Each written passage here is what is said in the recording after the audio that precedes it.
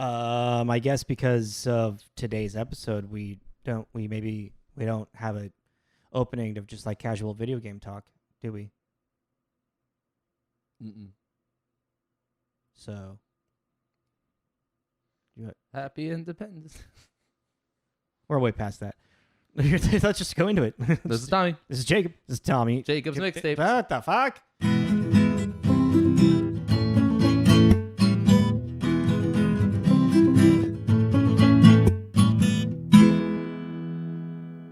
Hey, yo, what's up, everybody? All right. Hello.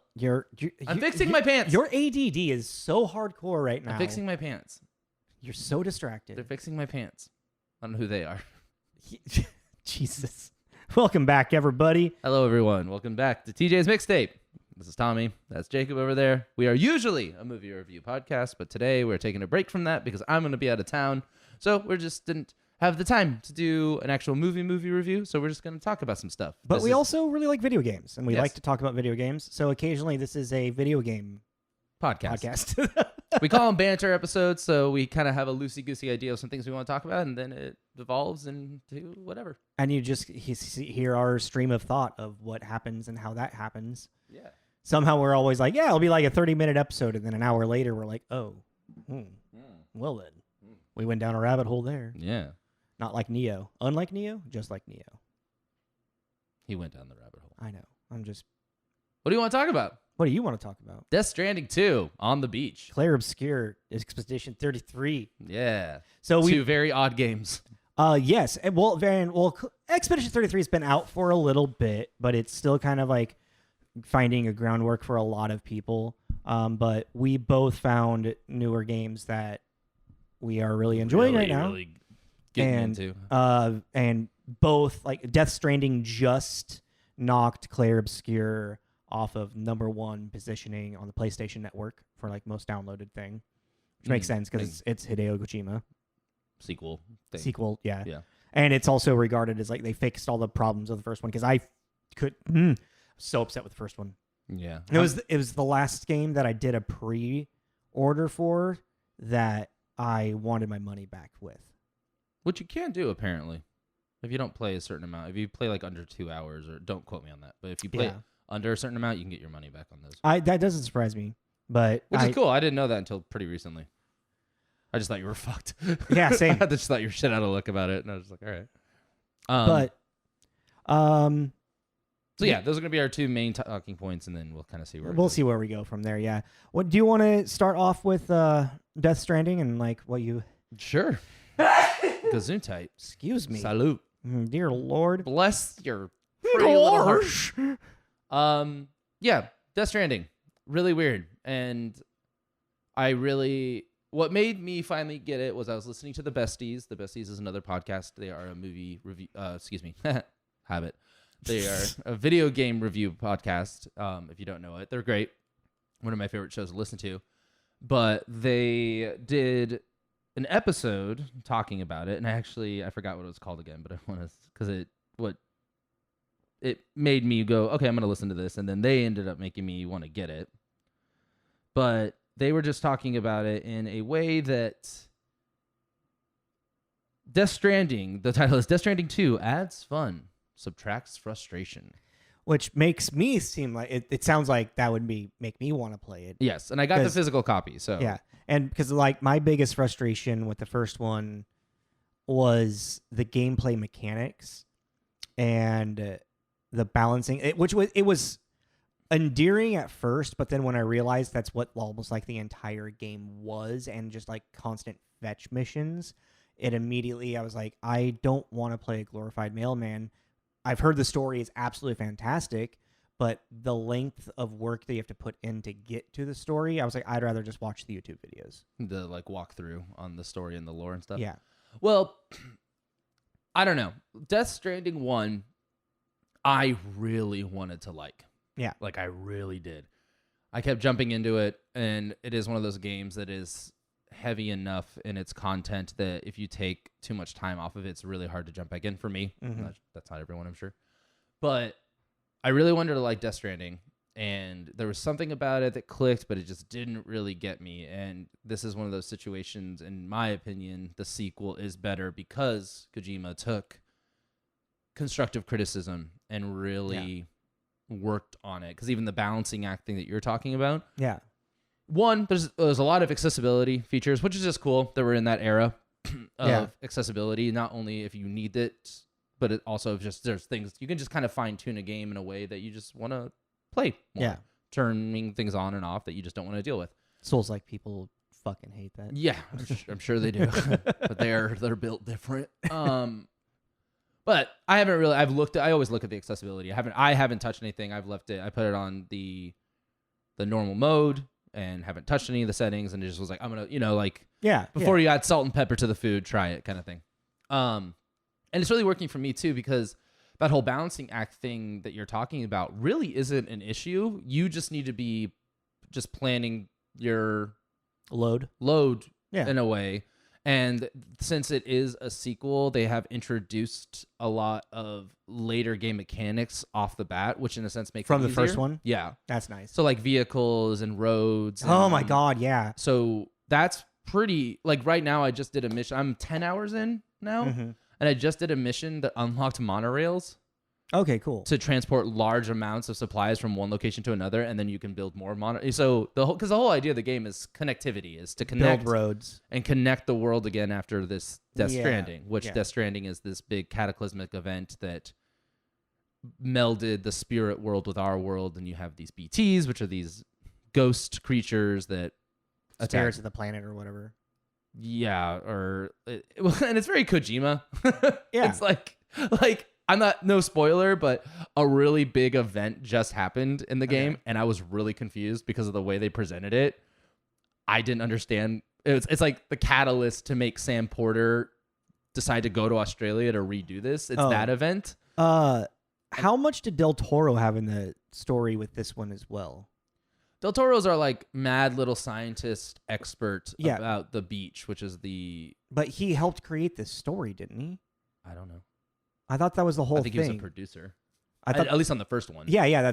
So I thought that was the whole thing, is that because this kind of came out of Silent Hills. He's really but Del Toro's also really not in this one as much as he was the first one. You talk to Del Toro a lot. Yeah. Dead Man. But you don't. Okay, my question was, how much is he? And I said, I don't know. Okay, there we go. That's all. I know it says he's a producer on it. Okay. I don't know how much he was involved in the story. Great.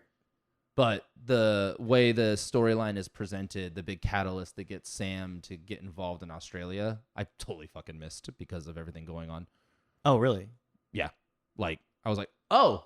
Like, I went back through the thing, it's called the corpus, and it's like the story thus far.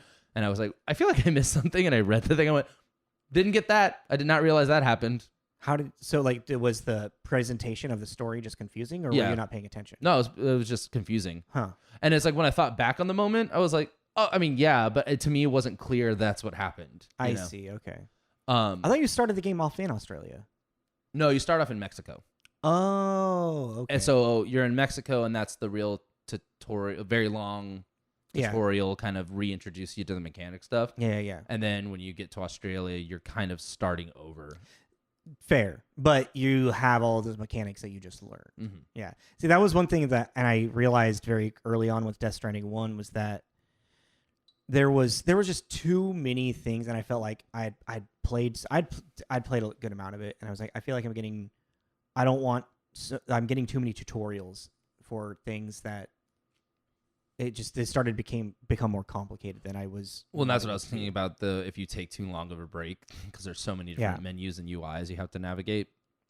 But they were smart in their production of making stealth and combat more of a factor. Okay, yeah.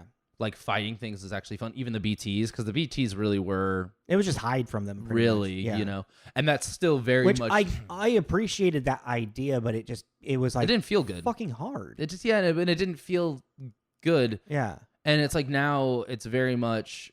You still want to avoid them at any given cost, but if you do get cornered, you have a little bit of... You can like drop a bomb and be like, get the fuck out! Yeah, like you can do stuff like that. Yeah. And there's even like I don't know if you remember, but there was Timefall, the rain that aged things. Yeah. Well, they have these little Timefall shelters that you can hide under to wait it out or whatever. But those now have, and again, I never beat the first one, so maybe it was introduced later on. But they have like BT repellent, and it was really cool. I got screwed. Someone was coming for me, and the music changes, gets all dramatic, and I finally saw a Timefall shelter, so I ran over to it, and it causes this red cloud of blood dust to like scare him off.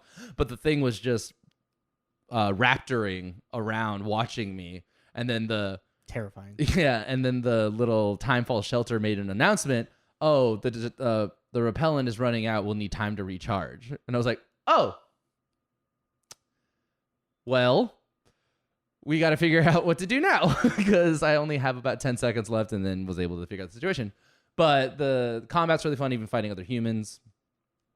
I mean, all in all, I think that it's one of those. It's kind of like how I felt with when I was really excited about Days Gone 2 coming out. I liked Days Gone a lot. I felt like there was really good groundwork there. Yeah. And it was one of those, I feel like with video games, a lot of the time the sequel is the one that's going to really pop off because as long as they're taking creative criticism and building on it. That's like what happened with Uncharted. Like the first Uncharted is like a fun, wonderful game, but Uncharted 2, they like made the gameplay a lot more smooth. It's when Neil Druckmann took over a little bit more on the story and producing sidewise. And so like Uncharted 2 is like, it came out and was like, it was game of the year. Yeah. You know, like I can totally see that, you know, like, I mean, Metal Gear Solid didn't even really find its groove till Metal Gear 3, I want to say. Yeah. I don't know enough about that franchise. I've never played any of them, but I know a lot of people talk about how Metal Gear Solid 3 is like the one. Well, that's like Witcher 3 too, you know, Yeah. It's like, as long as they're sitting there, because it's such a, video games are just such a build on itself kind of thing. Yeah. And I mean, granted, there are breakers to that rule, but everyone has the same consensus when that happens of like, what the hell were they doing? Why did they jump back 10 steps in this Right. sequel? I can't think of one off the top of my head right now, but I have had Final Fantasy does that like back and forth a little bit. It's like, yeah, you upgraded something, but then you kind of like took away something. But they also went really innovative with almost, yeah. But anyway, that's well, and I think what a lot of it too is the timing. Like if you look at like the Arkham trilogy, like those are a really good example of because then the game engines got better and better. Yeah, so it slowly was like, okay, we're stuck in Arkham Asylum. Okay, now we got a little bit of this Arkham Asylum city. Okay, cool. Now we have all of Gotham and a Batmobile. Have at it. What's really cool about that as well is, you know, as game developers work is that they like. And I could see it with Batman, specifically the Arkham series. Arkham Asylum is such a small game. Yes. In like retrospect to all of the other ones, but they didn't know the capabilities of what they could do. So like they were just like, they had this idea. It's like, we know that it can do this. And then as they were like coding it and writing that game and making it, they're like, well, there is so much untapped potential. Like if it can do all of this, we know it, and we know it can do more. So then Arkham City comes out, and Arkham Knight came out on PS4, not PS3, right? PS4, yeah. Yeah. So like they're always like learning more, like how much bigger things can get. Like, dude, Breath of the Wild versus Tears of the Kingdom, you know? Yeah. No. I would say Tears of the Kingdom. That's another good example of the sequel really building on top of itself. And the Tears of the Kingdom really, I think, pushed the Switch to its ultimate limits. Well, then you have shit like Pokemon that doesn't change really anything except graphically, really, at the end of the day. They've evolved. Well, no, they have evolved on the Switch, but yeah. Yeah, but like nothing to me that like, I don't know. It's like that's a franchise. Seeing the actual Pokemon in the world is fucking cool. When you can, now that you got that. Yeah, but Pokemon Stadium, you kind of already had that on the 64. Not in the same way. You mean in like the open world setting? Yes. I mean, and then like, especially on Pokemon Legends Arceus, where you're catching it. I will defend Pokemon to the end of the day. Clearly, no, but it's the same thing as like go with Nintendo. It's like this new Mario Kart on the Switch. I feel like you shouldn't knock it until you actually play it. I know what you're doing. I know. You share your thoughts, but yeah, I'm gonna say I feel like you shouldn't knock it this hard until you. I just think on paper, and that's what I'm doing. It sounds stupid. Nothing against anyone. I just don't really get what the big hubbub is about. That being their flagship game is bonkers to me. I don't. It's okay. Outside of like what we've talked about, where it's like it's Mario Kart, but now it's open world, blah blah blah blah. That's what their forward is. it makes sense for Mario Kart to be a flagship game because Mario Kart is such a staple in the Nintendo and in the Nintendo Mario world like thing. Mario Kart DS was the flagship for the DS. So like they've done Mario Kart is a big enough title for it to be a launch title. Yeah, but what I'm saying though is that even with Mario Kart 8, it's still like in the grand scheme of things, they put a couple of years ago put all those new maps out, and it is such a beloved game that people are still holding on to. Mm-hmm. That I'm like, I just think it should have been something else. Yeah, but Mario Kart 8 is now over 10 years old. Yeah, and it's totally fine. And it's fine, yeah, but there's upgrades with Mario Kart. I'm just saying that I just think they could have done something really like. But that's also been just this generation of consoles to me just hasn't really done totally fair. Like a big move. You know, they're like, we got this brand new thing. Well, I mean, you got to. Here's a remaster of Days Gone. We're coming out of a okay. fucking world shutdown pandemic that like slowed all like growth of technology down. You know, so I'm just saying. I was just reading the other day that PlayStation 6 is. It's not really a criticism; it's an observation. Yeah, that's fair. Yeah. But PlayStation 6 is like nowhere near in its sense of being released. Good. Yeah. Good. I don't want it to be. Yeah, same. I really don't want it to be right now. I think the PlayStation 5 they've yet to reach its peak with the PlayStation 5, its pinnacle. No. And there's no reason to do another gen afterwards. Even like the Xbox One, you know? Or not the Xbox One, Xbox Series X, whatever. S, yeah. New Xbox bullshit. Like they haven't even like tapped what the potential of all of these new machines can be. Switch 2 coming out makes sense because Switch had reached its tapped potential. Yes. I agree with that. Yeah. I think the Switch had, and especially in the ecosystem of all these handhelds that have come out that are just blow the Switch out of the water. The cool thing about the Switch was the portability and the TV thing. Yeah. And then these other handhelds came out that can access your entire Steam library. Granted, not everything was optimized for it, but because it is a PC kind of thing, you could go in there and you could make shit work. Yeah. I mean, there were, like on the besties, they've talked about over the years too, being like, I played it on the Switch because I didn't want to mess around with settings and trying to get this thing to work. So just used my Switch because it was easier. But it's like that alone was just like, that really made Nintendo have to step up their game. Oh, yeah. Oh, and they've done a really good job with it too, because like now you can do game share, and they updated it on the Switch, and it's on the Switch too. Like it's not just Switch 2; it's updated on the Switch too. So like if I'm playing Mario Kart, I could just game share, and you can stream off of mine. Yeah, it's depending on there's selected titles for it. I don't know if Mario Kart's one of them. Yeah. But which I think, and also they finally added a game library thing, so everything that you've purchased, you can actually go and like re-download and whatnot, as opposed to like having to go into your Nintendo eShop. Oh, I was like, that was it's always been there, but like you got to go into your Nintendo eShop and find it. It's like literally you have all of your archive stuff. Like speaking of the eShop, did they figure that shit out? Oh, it's still janky as shit. Fucking what a joke. I know. It's so janky. It's so janky. I'm like, how is this possible? Maybe the Switch 2's is better. I don't know. It's like when a new streaming service pops up and they start doing. It's like just follow Netflix. Just follow Netflix. Just do it. Right? Just copy it. No one's gonna care. Just it works well. Just follow that model. Stop trying to do wild shit with it. Just follow it.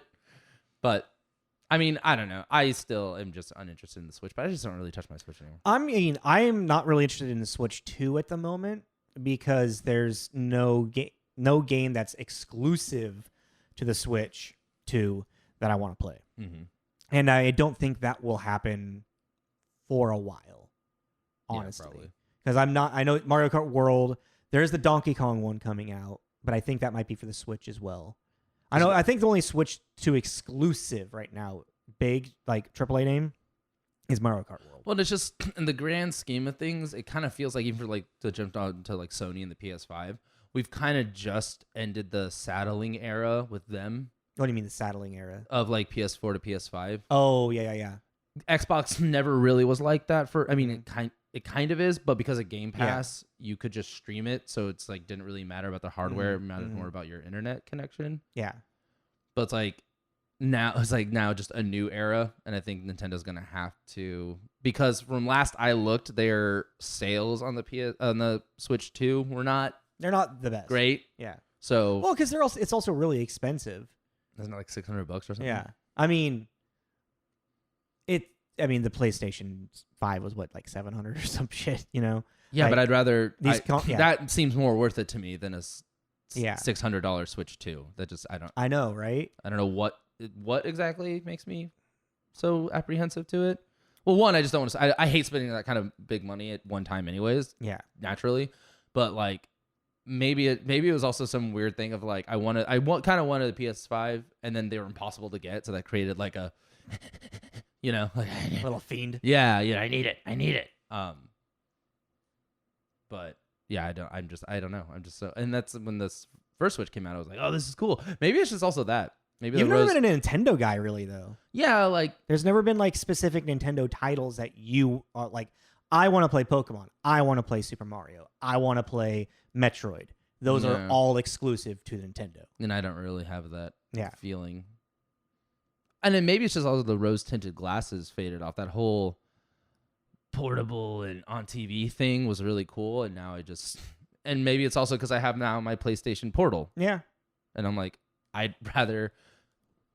But I mean, the games that I like don't run well on the Switch. That's fair. That's it. But also, That's you're really going to be it is. taking your Switch on you with trips. Yeah, but also on that note, I take the Switch and I never use it. Fair. And then anytime I don't take it, I want it. So it's all psychological. It's 100% like placebo. It's like I don't have it, so now I want it. But when I have it, I end up doing other shit. Like even with this whole thing, this trip coming up, we're all talking about bringing our Switches, and I'm like, sure, I'll bring mine, but I don't really think.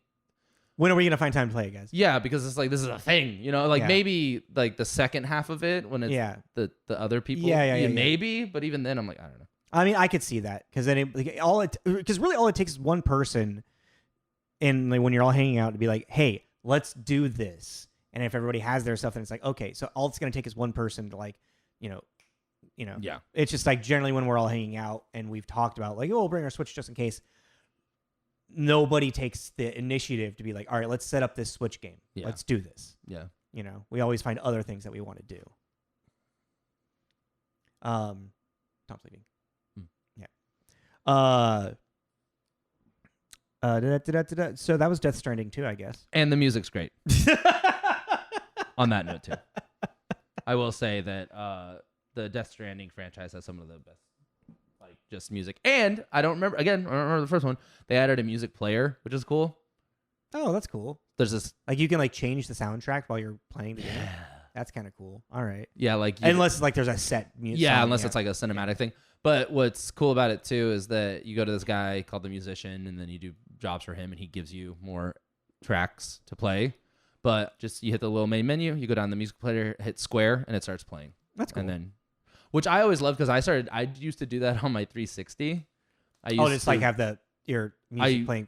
I would like burn CDs onto it, and then I would make soundtracks for the games I was playing. Like the last time I actually made one, it's so shiny, so chrome. For Mad Max.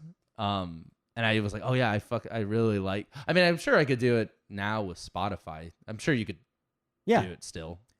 Yeah, play Spotify while you're playing the game. Yeah, it's possible, but I think there's limitations. Yeah, and the fact that they because music was such a big, like Low Roar. That's what introduced me to Low Roar, and I really loved Low Roar. I would just fucking on my goddamn laptop or CD player, whatever the fuck, stereo at the time, have something playing while I was like playing Shadow of the Colossus or what have you. Well, yeah, and this is like the fact that they did do the game itself is such a vibe. The music is also like a very distinct vibe, and so it's like I don't know, it's just cool to be like cruising around and like listen to this. I've heard that the game's like over 100 hours. Yeah, I just looked it up. Like for 100% completion, it's like 115 hours. Oh, but you're not 100%. I'm not doing that. So then what, like 70 to 80? 70 hours. For just story? I think 70 hours. Yeah, so you'll probably get around 80. Yeah, I mean, we'll have to see though too, because it's like the whole fetch thing, like we were talking about, works because the reward system's really good. Yeah, I'm worried about if I max everything out and get all the rewards, will I still want to continue? Oh, like will the storyline can be captivating? Will it keep me invested enough to?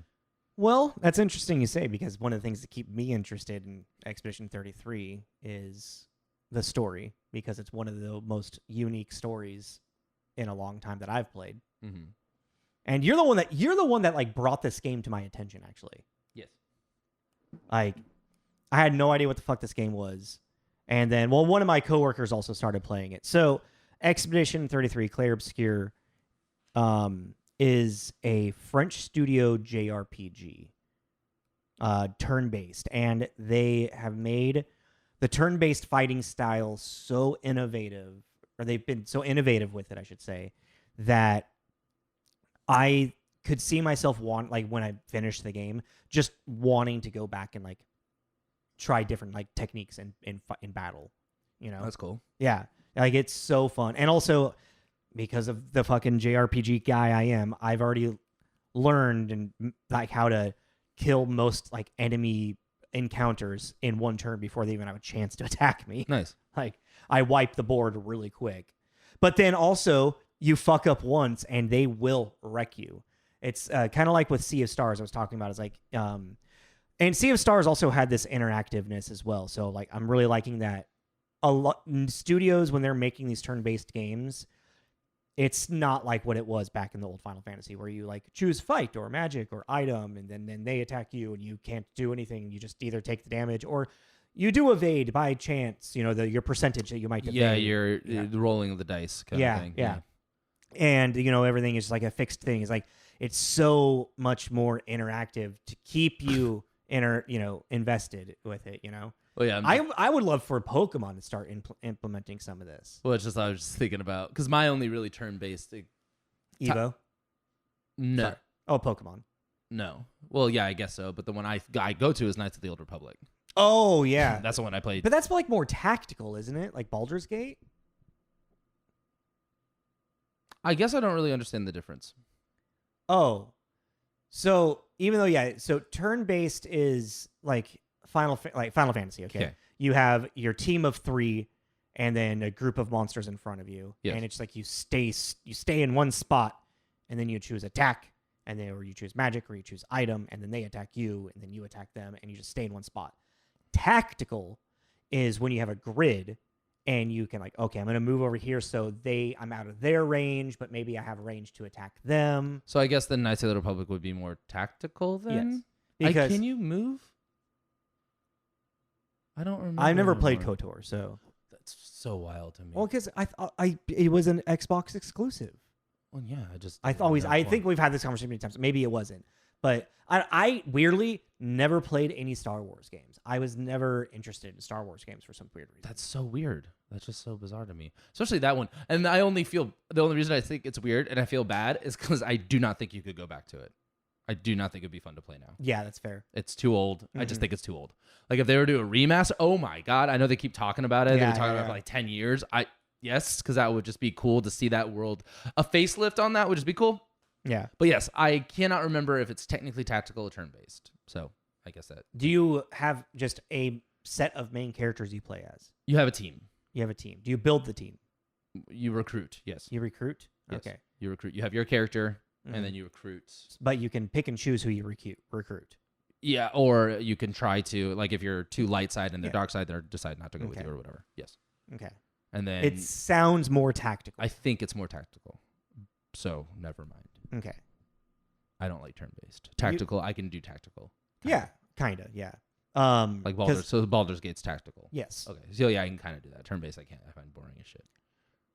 Do you still occasionally just like enjoy a little bit with Pokemon at all, or is Pokemon just kind of boring? I think Pokemon's kind of boring. I always liked with Pokemon. I liked the gotta catch 'em all part, and just the exploring, and then like the little the environmental puzzles to get from like point A to point B. Fair, yeah. But when it came to the fighting, like, I hated the tall grass. Like, yeah, I hated going into the tall grass. I mean, I think a lot of people do, but.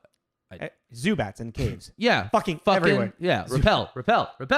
Die, devil! Yeah. Die, devil bird! Ah! I'm okay. Take that, you winged spawn of Satan! That was whoever came up with that. That was dude, so good. That was one of the best memes we've seen in a while. But yeah, so for Expedition 33, this turn-based system, is really innovative. I already have like I have my own thoughts and like qualms and like I know what can make it better of it. But there's things that they do that make it a lot more interesting. Like I kind of think that if they had the ability to do like in Final Fantasy X to swap out members in the middle of the battle, because you get there's 4 main characters. You get a maximum team of 3. You can start a team off with 1. You can just do the game with 1 person in your party. So there is like options like 1, 2, or 3s. 3 is your max. If at any point you're at 1, 2, or 3, your party gets wiped, you can send in whoever is remaining to continue in the battle. Or you can just die if you want to be like, I'm dead. They're not going to make it. What have you? So if I could like run it with just like 1 person, and there's like equips that you can get if you're fighting solo. You get a bunch of buffs. So what I have mine set up as right now is my main party of 3, and if they do get wiped, because there's a bunch of like random mini bosses, and you don't know it's a mini boss, and sometimes until it's too late. And like if your party gets wiped, and like he's got like the enemy's got like maybe a third of life left, I have that 1 person that's got all the solo buffs come in, and then I can be like, okay, let's strategize here. Let's see if I can just get this enemy down with just this 1 person. Because they all still get the experience afterwards, even if they die and whatnot, which is nice as well. That's cool. And your member outside of your party still gets experience points as well. So everybody's leveling up at the same kind of rate-ish. I don't know if they get all full experience, but yeah. I love that. I feel like there's this new thing kind of happening. Maybe it's not new, but I've just been noticing it more. Passive leveling up and experience, I really like. Well, so I mean, so like experience share type stuff. Like, remember when Pokemon used to never have that? Yeah, you had to get the special item. Special item, or you had to rotate all of your Pokemon all the time. through. Yeah. Kids today won't understand. Yeah. Well, dude, even like so, there used to not be experience share for like Final Fantasy games like that. Yeah. You know, like there was a very small percentage of like experience share. Or even Chrono Trigger. It was just like you had to be constantly like rotating your characters through to like make sure they all stayed similar levels. Well, it's even like with Death Stranding 2 has this really passive thing. And what I like about it, I think what I like about it is it's not, you're grinding, but it's not so in your face where you're feeling like you're just having to do that. Like you'll go on a run, and when you get to your destination, the little UI will pop up, approaching destination, and then little yellow letters come up and go, Sam has learned from his experience. And so whatever you did on that run, whether it be climbing a mountain or falling or fighting or whatever, it just gives you a little pop on your experience. And it's such a passive thing that you're not really thinking about it, but it's just taking what you did, that's keeping really track cool. of what you did. Yeah. And so it's like Sam's, because I'm a complete lunatic with my runs. I'm a total lunatic. I'm like, mountain, let's go. Ladders and getting up there, and rather than go around, I'm like, no, we're gonna climb it. And so his strength is like 14. I move forward, not around. Yeah, like his strength is like level 14 and his combat's like level 2. It's so off balance, and it's cool, and it's fun because it's a surprise. I was like, clearly I've been playing a very particular way and just haven't had it in the forefront. That's cool that that you can see that progress though in your play style. Yeah, that makes it. And I've noticed some games just have a lot more passive experience, and I like that a lot. I will say that's one thing about everybody has talked about how great this game is, Clair Obscur, and I get why people feel that way because it's such a fresh new, especially for people that like JRPGs. I was gonna say it's a fresh new thing on a not fresh thing. Yes, but the game itself it's very generic, actually. Its fighting is really fun. Its story is awesome. So the story, really quick, it's in this like alternate reality in France. I wanted to say French.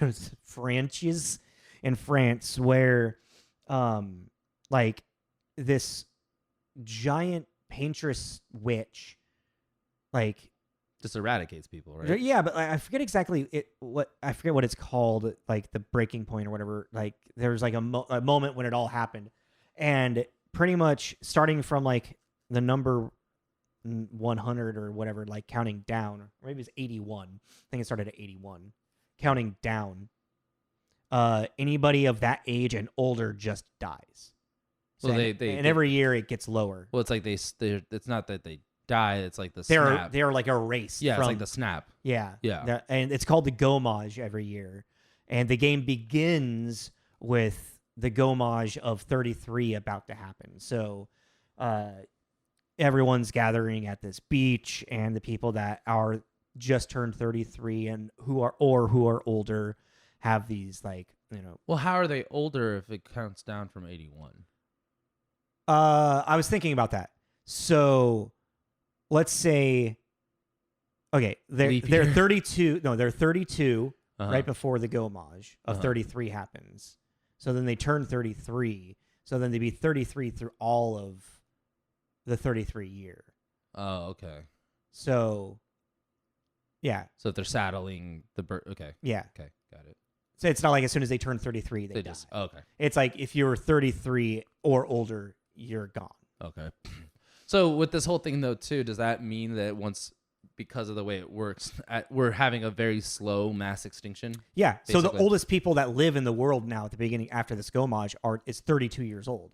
So like there's this like 16-year-old girl in your party, and she's like, "You old man." He's like, 32. He's like, old used to be like in its 60s. 32 used to not be very old. Yeah. And she's like, whatever, Interesting. Yeah. So there's like a little fun play with time, and like the world is filled with what they call it chroma, and like it's like the painteress is just like like the gravity's all fucking weird.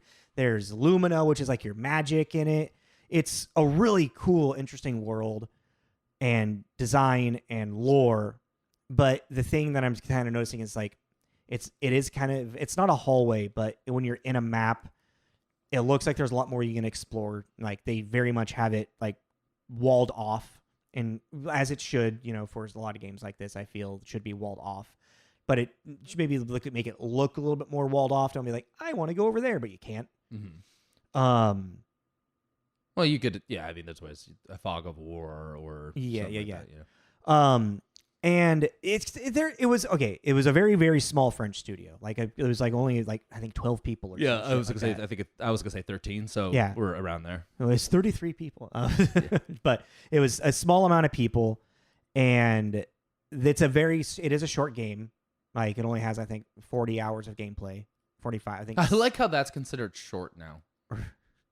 Well, when did that happen? That's average. A little below average, I guess. Average gameplay, I think, is like 40 to 50. Yeah, that's what I want for a game. Okay, yeah. No, I'm agreeing with you. I'm just saying, like, I guess it's like Witcher 3 is 70 hours. Yeah.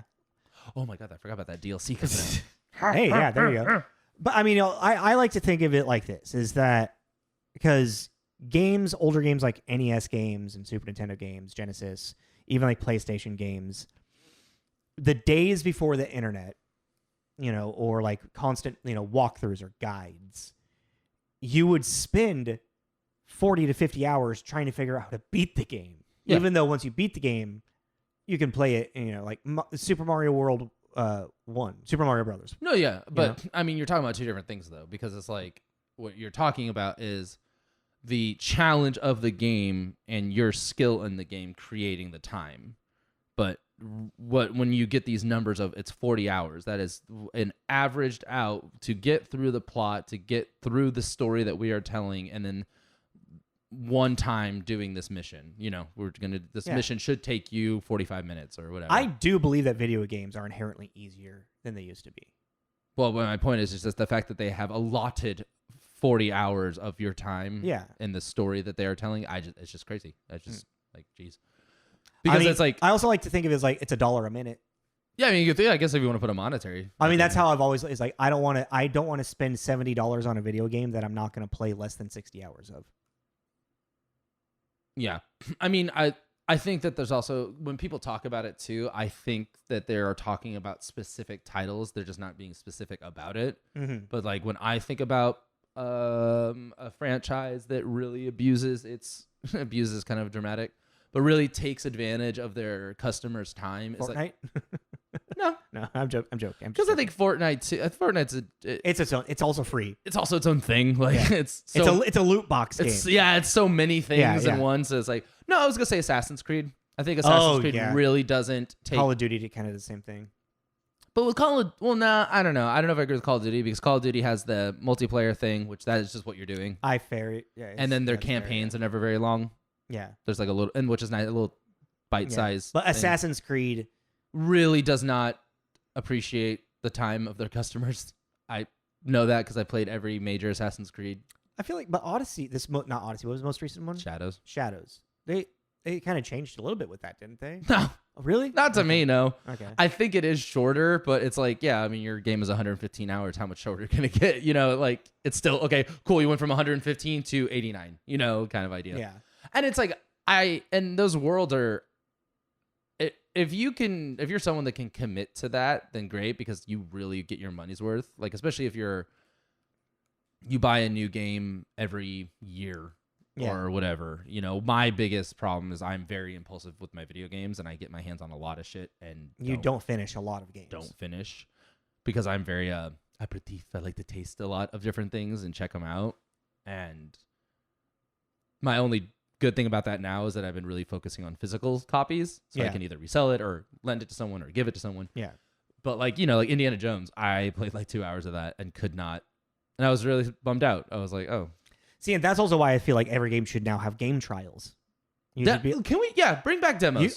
Dude, I actually streamed the game trial of WWE 2K last night, 2K25, whatever. Mm-hmm. And I was so happy that I was able to just like get a little taste of it because it's $100. Yeah, and I'm just like, I don't want to fucking spend $100 on this wrestling game. That all I'm gonna do is play one specific mode on probably. And that's it. Well, yeah, no, I mean, and I kind of see, you know, I see both ends of why they do and why they don't do demos because of that. They want your money. They want your money, yeah. So, but there was also this demo. I could only play it for 2 hours. It was a 2-hour demo. That's a timed demo. Yeah, that's the thing. I think they should do that. It should all be timed demos. Well, and then even with that though too, because even with that, it's like, okay, yeah, well, we want you to buy it, but they don't really want you to play it. They don't really care. They don't care if they play it once you buy it. Yeah. But it's like, well, then the argument. I mean, they want you to play it. Yeah, you know, the people involved, the developers, the artists want you to play it. Yeah. But the big studios, the companies couldn't give a shit. Yeah, as long as they got your money. But you know, the 2-hour thing, they might be like, well, it's like, well, if you made a good enough product, they're gonna buy it. Yeah. So they all should just have that. Like, I get really small studios not doing that, but I'm like, these big AAA studios, I'm like, EA. You can afford it. Yeah. You can afford to give the people a 2-hour, an hour and a half, fine, and let them try it. And then, you know, or like, well, and like, I will say, like, for WWE, it is that trial, the stream is locked behind a PlayStation Plus. Oh, interesting. Upgrade. So there's money right there. They're still getting money. Well, and it's like, and you know, like, not to jump around, but even like Death Stranding 2, a game that like the first one was it was like, and the second one is no different. You like it or you don't. Mm-hmm. That's, to me, is really, I feel like I'm one of the weird ones that was like, I feel like I've heard that a lot. I wanted to like it, but I just couldn't. Yeah. And like something like that. So it's like, you had the first one, it had this reception. It did really well, actually. Yeah. It did really well. But there was this kind of like draw, you know, this wall people were hitting. So, okay, we have the sequel coming out, 2 hours. Or you play the entire Mexico part, because that's not, the game hasn't really started yet. The prologue, pretty much. Yeah, you can do the prologue, and then all that will be saved. And then if you do buy it, kind of like what Black Myth did. Yeah, like that. That is, I think, a perfect business model for doing this. There are still games that do that in some companies that do it, but it's like just far and few between. That's the thing. It's not as mainstream as it should be. Yeah, I think everyone should. But then, you know, it's the Amazon thing. It's like, yeah, if we all kind of did it, then they might do it, but we're not all gonna. Yeah. Not pre-order. I mean, there's a lot of extra programming that goes into doing. Yeah. And it's like, and I don't know. I told myself I wasn't doing the pre-order thing anymore. I haven't. You haven't? I haven't. Good boy. I know. I haven't, but I just thought it was funny. I almost did it for. I've been looking at it for Curse of the Dawnwalker or the vampire game? Yeah, Blood of the Dawnwalker.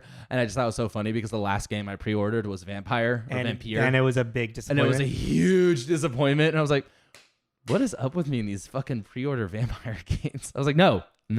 Well, but in my defense, though, with Blood of the Dawnwalker, that is from people that worked at Project City Red that started their own company. Yeah, like some of the main, like one of the main art designers, one of the main music composers, like some core people went and started this other company. So I'm like, that gives me a little faith in it's just gonna be It's to me, it's just gonna be a Witcher spinoff.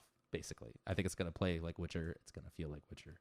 Probably, yeah. But you are the monster. Well, I guess the argument Geralt has always been considered a monster, but he's a mutant. Toss a coin to you, Witcher. No valley of plenty. What are we at? About 46. Oh, yeah. My last thoughts with the Expedition 33 is actually just gonna be about its graphics. Because I don't like the way it looks. I think it's kind of lackluster. But, okay. I think that's also, I mean, for a small studio, I'm not gonna argue. I'm not gonna knock them. I'm not knocking them at all. Yeah. I'm just saying when I look at it, I see sorbet.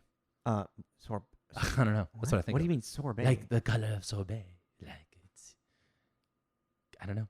It's like watercolor pastels. What's weird is like, oh, okay, I see what you mean. Okay. You know what I mean? Yeah. I think it is a very pretty world. Like the environment that they built is really unique and cool, and very French. That's what I was saying. The second it was playing, I was like, "This is so French feeling." Like, what do you mean? I was like, "I don't know. It just feels French. It feels very French to me." Definitely, like it feels like a late PlayStation 4 or mid PlayStation 4 game, maybe. It kind of reminded me of Wolf Among Us, the Telltale game. That's art style? Like Gaston, whatever the fuck is it. Gustav. Yeah, thanks.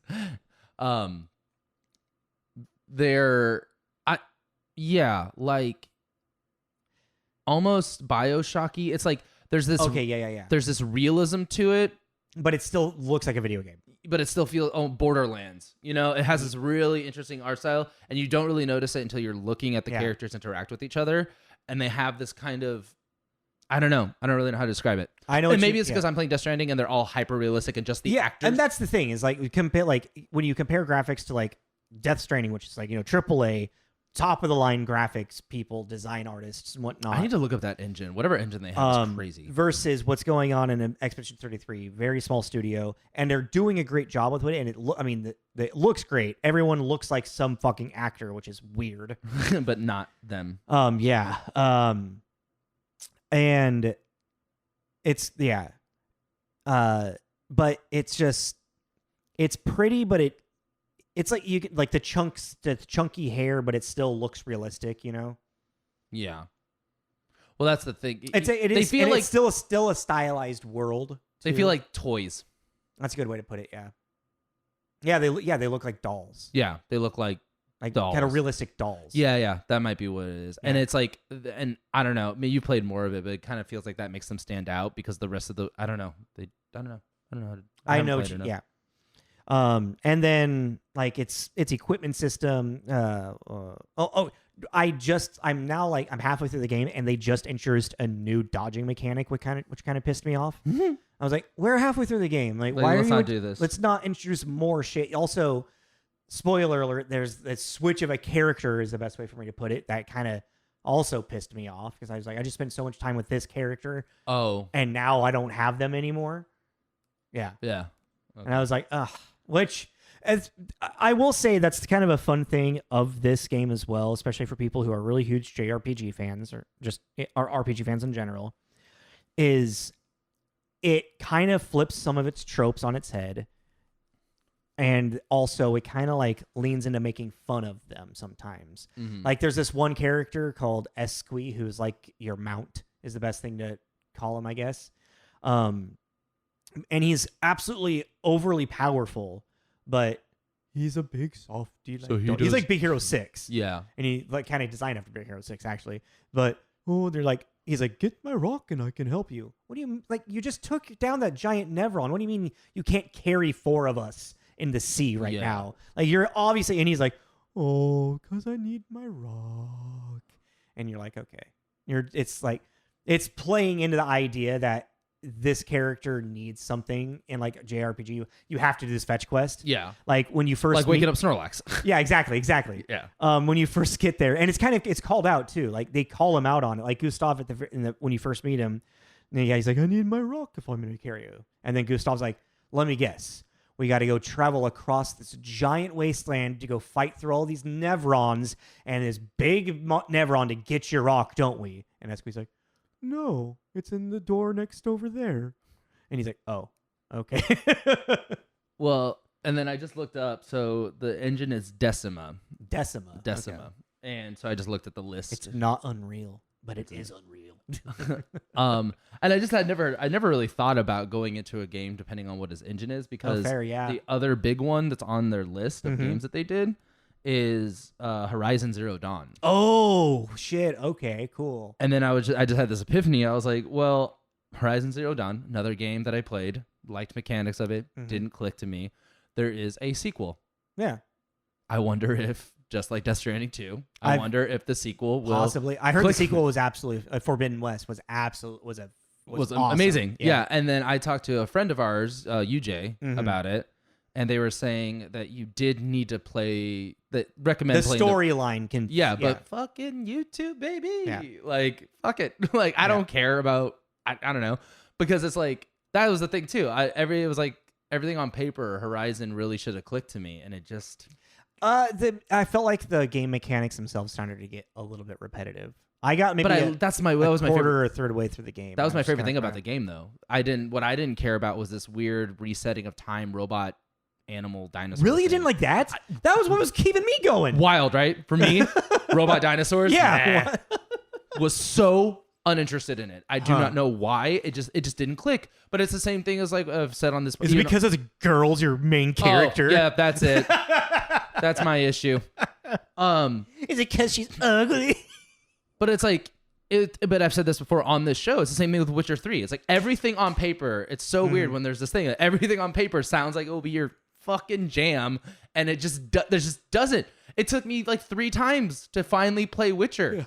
10 years later.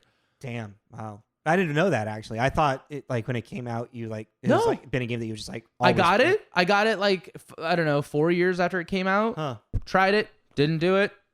Second time, same thing. Got to the fighting the Griffin, still didn't get it, and it wasn't until the third time that I went, got it. Like, and I started talking to people about it, and they're like, "Are you talking about Witcher 3?" And I'm like, "Yeah." And they're like, "That came out like 10 years ago." I'm like, It's really good. And they're like, "Yeah, it won Game of the Year." I'm like, I see why. It's really good. And everyone's like, "Cool, man. That's a great story." I'm like, "Yeah, it's rad." Hey, everyone has their own journey. Yeah, but I don't know. Now I'm like really interested because I think I don't have it. Forbidden West? Yeah, I don't have Forbidden West. No. Yeah. We have that VR thing. Is that for Forbidden West or is that for Horizon Zero Dawn? Forbidden West. It's like a like the new Batman game. It's some standalone thing. Somewhere in the universe. Forbidden Western. Yeah, I don't know. All right, I feel like we could probably be wrapping up. Actually, any honorable mentions? Anything that we didn't really talk about that you recommend? I mean, I've been playing Axiom Verge, which is a Metroidvania, while I've been on break at work. I've literally like my breaks at work is only for this game. Yeah, you were telling me that. Like, I don't play it at home or anything. And its graphics are like pixelated, so it's like it looks like a Nintendo game ish, like a cleaned up Nintendo game, and plays like it's Metroid, 2D map, puzzles, you find your upgrades and stuff and whatnot, beat bosses, and I feel like I'm towards the end of it right now. Okay, which is cool. Like I'm enjoying having a game dedicated to like only play at work. I think when you're done with that, I think you should take Death's Door. Death's Door. Yeah, I think that should be your next one I think that would be a really good game for this purpose that you should check out. Is it a 2D platformer? No, it's like a Hollow Knight. So, it's 2D platformer, but it's not 2D. But you said it's like Hollow Knight. I meant the play style, like the fighting and stuff. From what I understand, maybe I'm thinking of a different game. because Hollow Knight was Never played Hollow Knight. What? Yeah, you did. I made you play. You were the little like bug with a nail. Ooh, and a actually, skull mask. I'll show you both. I have two. I think they'll be good for this. Salt and Sanctuary or Death's Door. Okay. Check out both of them and then pick one because I think the ones that I have lined up, I think is Monument Valley. Oh, and I have been recommending everyone Midnight Walk. I have actually been playing that in my room, just kind of casually. Oh just yeah, checking have it you out. been playing more? Yeah, I haven't been playing the VR. I want to save that for us because that was just fun to do. But I just been kind of like so Midnight Walk is a claymation horror game. It's like you're in a Tim Burton world. Yeah, but it's very, very Little Nightmares kind of thing, and it's very. It's a survival horror, actually. Yeah, survival horror. It's all claymation. Cutesy survival horror, but it's still scary. It's really scary. That game, not to everyone, to very specific people. I'm like, if you ever get your hands on it and play it in VR, it's so cool to be in this weird Tim Burton world, and the music's incredible. That's my now late night walking big music is that playlist because that music is just really good. It's such a vibe. Yeah. It's just so like it's great for a midnight walk. So highly recommend Midnight Walk. That game is cool. And that's also from a little studio. And that one has not really been that one hasn't been getting, in my opinion, its time in the sun like it should, because that game just it's a lot of the indie games don't really get this. Yeah. They don't really, unless they really like blow it, like fucking Expedition 33 blow out of the water somehow. And I guess also, I guess when it comes to that genre, it's not really reinventing the wheel, but it's like Little Nightmares. Like so many of those kind of survival games are vibe. Like what visually and auditorily are we showing our customers or our receivers, like, and that players. Our players. Thank you. And that one nails it, like with atmosphere and everything. So yeah, atmosphere. Just this atmosphere is cool. I guess I'll eventually maybe get back onto another Crab's Treasure. Oh, that weird little Souls-like crab game. It's weird. Its difficulty spike just hit, and I'm kind of like meh about that. Oh, like it's just too hard now, or it literally just got really hard. Get good. Yeah, I will. Oh yeah, we gotta set up a time to play Helldivers with. Yeah. With them. Yeah, we'll figure that out. I really do want to jump back. I don't know. It sounds fun. All right. Well, are we committed to what we're doing next week? No. Okay. I don't know what we've talked about. Oh yeah, Sinners. Yeah. Okay. Yeah. So join us next week. We're gonna be back in the movie reviews. We are gonna do Sinners. Yeah. It just came out, obviously, theaters, but it just got released on Max this past weekend for us. So. We really wanted to watch it, and we decided why not review it too. Yeah. Check it out and see what all the fuss is about. Michael B. Jordan and Haley Steinfeld. Yes, I wanted to say Atwell, but I knew that was wrong. Hey, another Haley Steinfeld movie. We went from her first movie to her most recent. Oh movie. yeah, True Grit. Yeah. I was like, what are you doing? Not too long ago. Yeah, not that long ago. So yeah, join us for that next week. We'll do our game again. We'll get back on that. Yeah. Follow us on Instagram and Facebook for all of our promos that come up for what we are doing. There's our link tree, and you can find all Spotify, YouTube, Apple Podcast, so on and so forth. So yeah, join us next week. I'm gonna go out of town, so thank you for joining us for Video Game Chat. This has been an hour episode. Sweet. No, remember what we said. It's like, we'll have a short episode, and turns in. Yeah. We're consistent. Yeah. This is Tommy. This is Jacob. This is Tommy and Jacob's Mixtape. Night, guys. Night. Good night. Good night. And good luck.